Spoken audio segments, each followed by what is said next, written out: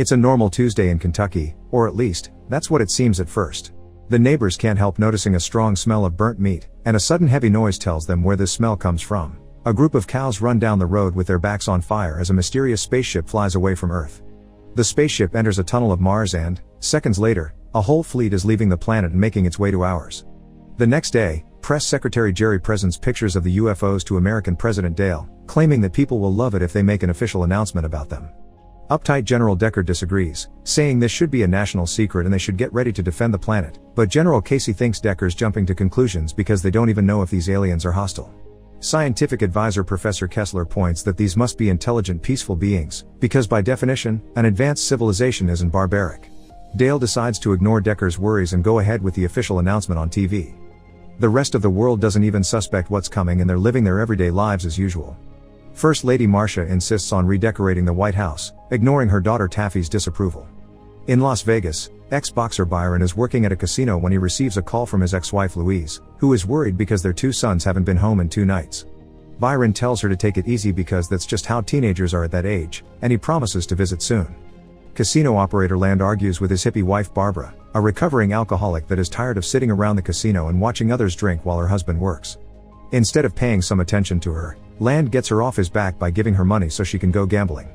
In New York, talk show host Natalie calls her boyfriend news reporter Jason to show off the fact the president will cut in her show for the official announcement.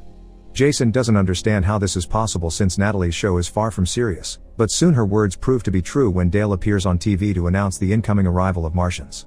Everyone in the country is watching, including young Richie while he works at the donut store, and Barbara while she meditates, thinking the visit of aliens is a sign. The people at the casino, like Byron and his co-worker Cindy, are watching too. In fact, everyone stops what they're doing to do so except for a rude gambler that wants to keep on playing. The next day, every newspaper publishes pictures of the spaceships. Jason gets jealous because Natalie will be having Kessler at her show, which doesn't make sense either. She's also the only person their dog will listen to. In Kansas, Richie returns home to learn his brother Billy is joining the military, which makes their parents very proud. Grandmother Florence, however, isn't in a good mental state and never understands what's going on. In Washington, Louise is going through her usual route as a bus driver but stops when she sees her sons Cedric and Neville at the arcade. The boys are very good at the game they've chosen, which involves shooting aliens, but Louise doesn't let them finish their match. She just grabs them by their jackets and scolds them for cutting class as she drags them into the bus, where she receives applause from the passengers. In the same neighborhood, Jerry uses the work limo to pick up street workers. Later, Kessler appears in Natalie's show explaining that our probes didn't find out about the aliens before because they live under the surface of Mars. He also says he's always liked Natalie's work and flirts a lot with her, which explains why the government chose her show instead of a serious venue. It makes Jason even more jealous as well. Suddenly, TV signals all over the world are interrupted when the Martian leader appears on the screen, speaking a language humans can't understand and making a circular gesture with his hand. The White House holds an emergency meeting where Kessler explains his theories on Martian anatomy and insists they should be peaceful because they're smart.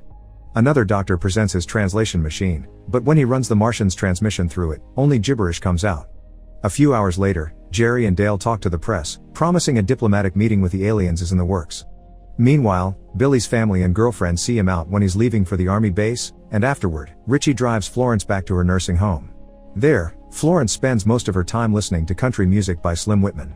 In Las Vegas, Byron is going for his daily run when he's interrupted by Land, who needs Byron to beat up a guy for him that owes him money. Byron turns the job down, explaining he's trying to live an honest life now so he can get back together with his wife. In the evening, the Martians set some coordinates to let the government know they'll be landing in the Nevada desert. Decker wants the military to be present, and Dale agrees, but he gives the job to Casey, asking him to keep things quiet and double-check the list of guests so only key media attends. The next day, the entire army, including Billy, gets ready to receive the Martians at the special event. Both Jason and Natalie are transmitting for their shows, while Barbara puts up her meditating setup on a nearby hill. The entire world watches the aliens land on the red carpet they've prepared for them, although neither Natalie's nor Dale's dogs like the Martians and bark aggressively at them. Casey tries to shake the Martian ambassador's hand, but the alien doesn't understand the gesture, so Casey makes a circle on his hand instead, which is well received. The translating machine is supposed to be working well now, and Casey uses it to give the aliens a warm welcome. In return, the Martian ambassador says they've come in peace.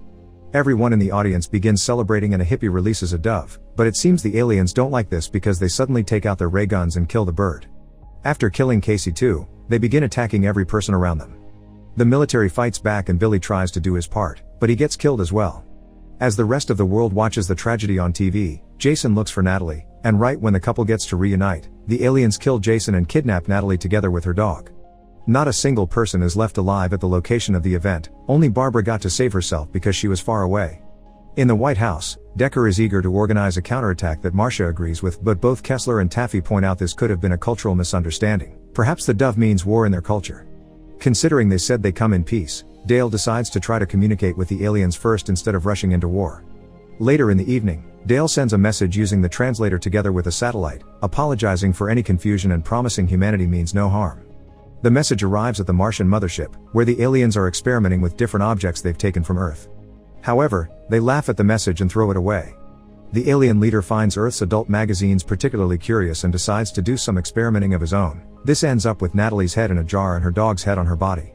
Meanwhile, Barbara finds Land still worrying more about his business than the planet's current problem, which drives her to drink again. One of the few aliens that were killed by the military is now being inspected by Kessler, who discovers the Martian's body is full of a disgusting green goo. Byron calls his family to check on them and learns his sons will be going on a tour of the White House with their school. Sometime later, the Martians send a message back to Earth, issuing a formal apology and asking permission to speak to Congress, which Dale accepts. The next day, the aliens land in Washington for the meeting, but the Secret Service doesn't allow Dale to attend as well. The Martian ambassador says a few words for Congress, but they don't get to translate them before the aliens attack again, killing every politician in the room and kidnapping Kessler. Dale has another meeting with his military leaders and apologizes to Decker for not having listened to him sooner, but still refuses to use nukes. They agree life should go as normal while they take care of this problem, and Dale appears on TV to promise his people that the government is still protecting them. While Barbara begins packing to run away and the aliens laugh at the president's naive message, Kessler wakes up in the mothership to find himself as a mere head. Natalie, whose head is now on her dog's body, comes to comfort him, and the two of them admit they like each other. In the evening, Jerry sees a mysterious gum-chewing woman taking a walk around the White House. Trying too hard to impress her, he invites her to come into the White House with him, which she accepts with just a nod. In fact, silence is all the woman does as Jerry guides her to a hidden room, but she does raise her hand a lot. This is because she's a Martian in disguise and uses her ring to record everything for the mothership. Once they reach the room, Jerry kisses the woman, but he's bothered by the gum. He puts his finger inside her mouth to take the gum out, causing the alien to bite his finger off as the mask finally breaks. Then, the Martian kills Jerry, takes out a new piece of gum to munch on, and rushes out of the room to find the president. The assassination attempt doesn't go well though. Dale's dog barks at the stranger's presence and wakes its masters up. The dog ends up dying as the alien ignores the things Marcia throws and grabs Dale to hold him at gunpoint, but soon security comes in and kills the Martian without having to hurt the president. When the alien body is inspected later by scientists, they discover the piece of gum is actually highly concentrated nitrogen that the disguised alien was using to breathe in our atmosphere. The Martian leader is furious about this failure and gives an order to finally invade Earth properly. Kessler and Natalie continue to comfort each other with words while the Martians suit up and grab all kinds of weapons, from ray guns to robots, that they take with them to Earth for a full global attack. After destroying the Washington Monument, they go after the White House, where schools are still taking kids on tour and the president plus his family are being taken to safety. The aliens break in and begin shooting every person they see, no matter if they're adults or children. They also break a chandelier that falls on top of Marcia's head, killing her. Security manages to kill various aliens in return, which allows Cedric and Neville, who have come here with their school, to steal a pair of ray guns and use their video game experience to kill a bunch of Martians as well, giving Dale and Taffy the chance to escape. Dozens of spaceships surround the planet and attack every city and town they can find. Land is still trying to make business and ignores his clients' warnings when they see the aliens arrive, which gets everyone killed when the building they're in is shot down. Cedric and Neville return home and defend their mother while she calls Byron, but the call is cut short when the aliens destroy all the wires on the street. In Nevada, Barbara is trying to escape in her husband's private plane to the Tahoe Caves where she can't be found by the Martians, but she needs someone that knows how to pilot now that Land is dead. The show of renowned singer Tom Jones is also interrupted by the aliens, who sneak in by taking the place of the backup singers before they begin killing everyone in the casino. Tom runs away and bumps into Byron, who knocks out a Martian and gathers some ray guns so they can defend themselves.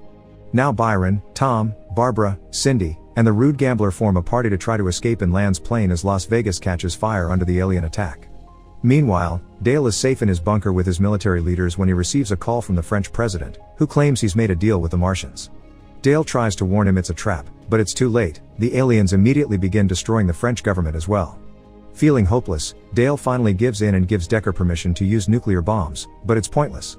The Martians use a special gadget that absorbs the explosion and then takes it to the leader, who proceeds to swallow it with a laugh. Richie gets into an argument with his parents, who want him to stay behind and defend their home, but Richie prefers to leave and rescue Florence. This turns out to be the perfect timing, because as soon as he gets in his truck, an alien arrives piloting a giant robot and destroys every trailer in the area before going after Richie. Fortunately, the boy gets an idea and drives under a bunch of electrical wires, getting the robot to bump into them and get electrocuted. Outside the casino, the rude gambler disapproves of Byron being the leader and goes his own way, which causes him to bump into an alien. Trying to negotiate is pointless and the Martian kills him anyway, only for a second later to get killed by Barbara in revenge. Back to Richie, he arrives at the nursing home, which is already under attack, and rushes to Florence's room. A group of Martians is about to kill her, but when Richie comes in, Florence turns around and accidentally disconnects her headphones from the record player. This causes the song to be played through the speakers, and the aliens' heads start exploding, revealing their only weakness, Slim Whitman's Indian love call song. The Martian leader together with 2 alien soldiers breaks into the president's bunker and kills Decker by shrinking him and stepping on him.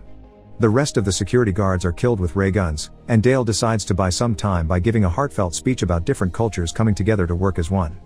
This makes the Martian leader cry, but as he comes closer to shake Dale's hand, it's revealed the fingers are just another gadget that kills the president as well. Meanwhile, the casino party finally reaches the plane, but there's a group of aliens together with the ambassador waiting outside the hangar. To buy his friends some time, Byron goes to the Martians and challenges them to a boxing match. He manages to knock out the ambassador, but then all the other aliens jump on him as revenge. Barbara and Cindy can only watch with sadness how Byron is beaten up by the green crowd as Tom flies them away. In Washington, Louise continues to protect her sons when a bad feeling takes over her. Richie and Florence are driving around town with Indian Love Call playing at full volume to kill every alien in the area. Eventually, they make it to the radio station, and they begin transmitting the song for the whole country to hear. Soon, everyone catches on to this tactic. People all around the world play the song on their stereos, the military walks the streets with tanks that are also playing it through their speakers, and the song is also transmitted to the spaceships that are still flying around the planet. As the ships begin crashing against each other and even the leader succumbs to the music, Kessler and Natalie confess their love for each other, kissing right before the mothership crashed into the sea. Peace has already arrived by morning. As workers begin piling up alien bodies, Taffy acts as a representative of the government and gives Richie and Florence the Congressional Medal of Honor in the ruins of the White House. In town, Louise puts her sons to work while trying to ignore the bad feeling in her chest. She hasn't got anything to worry about though. Byron is fine, and he's now arriving home to reunite with his family. In Tahoe, Barbara, Cindy, and Tom emerge from the caves completely unharmed. The local animals quickly surround them, and Tom decides to celebrate humanity's victory by singing It's Not Unusual. Make sure to subscribe and turn on notifications so you can watch more videos like this. Thanks for watching.